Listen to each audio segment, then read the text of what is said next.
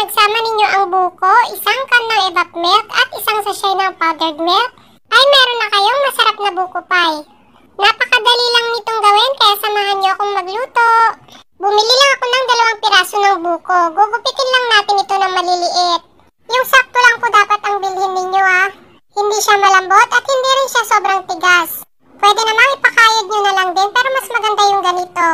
Ilagay na natin dito sa ating kawali. Maglagay na tayo dito ng 1 can ng evap milk at 1 can ng condensed milk. Huwag kayong mag-alala dahil saktong-sakto lang yung tamis niya dito. Then yung pinaka-juice ng ating buko, nasa 700 ml ito. Ito na yung pinakatubig niya. At syempre para mas malinam na, maglalagay din tayo dito ng isang sachet ng powdered milk. Kahit anong brand ay pwede. Halu-haluin lang natin ito. Pag natunaw na yung ating powdered milk, i-on na natin yung ating kalan. Takpan at pakukuluan lang natin ito. At habang hinihintay natin itong kumulo, magtunaw naman tayo ng 1 1/2 cornstarch. Dissolve lang natin ito sa 1 cup ng tubig. Haluin at iset aside lang muna. At kapag kumulo na ito, magbilang lang kayo ulit ng mga another 3 minutes. At kapag okay na, ganito na yung itsura niya. May mga parang bula-bula sa ibabaw. Tanggalin lang natin ito. Ayan o, diba? Itapon lang natin ito. At sa puntong ito ay hinaan na natin yung ating apoy.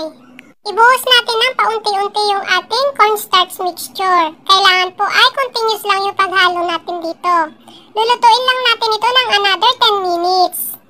And after 10 minutes, dapat ay ganito na yung magiging consistency niya.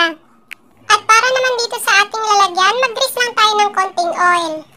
Para hindi tayo mahirapang mag-unmold kapag babalik na rin na natin ito. And punuin lang natin ito at flatten lang natin. Marami-rami din akong nagawa mga mare. Ganito at saka isang round pan yung nagawa ko. Pwedeng-pwede nyo rin palang gawin itong dessert kapag may mga handaan. Napakasarap ng lasa nito mga mare, promise. Sigurado akong magugustuhan ninyo. Ilalagay lang natin ito sa ref. Mas masarap siya kapag malamig. Pwede na yung kahit 2 oras hanggang 3 oras. Ito kasing sa akin ay magdamag ko siyang nilagay. At kung nagustuhan ninyo ang ating dessert recipe ngayon, pwede pong pa-like and share and then mag-comment kayo sa baba kung taga saan kayo para ma-shoutout ko po kayo sa susunod ng ating video. Syempre, always shoutout sa ating mga masipag na OFW, sa ating mga followers and non-followers, at sa ating mga very generous na star senders. Shoutout to you Ma'am Atira Hilwa ng Laguna, kay Ma'am Julita Tierra Kabutahe ng Ilocos Sur, kay Ma'am Priska Daguro ng Borongan, Eastern Samar, kay Ma'am G. Esteban ng Calacas City, Batangas, kay Ma'am Imelda Payumo ng Pangasinan,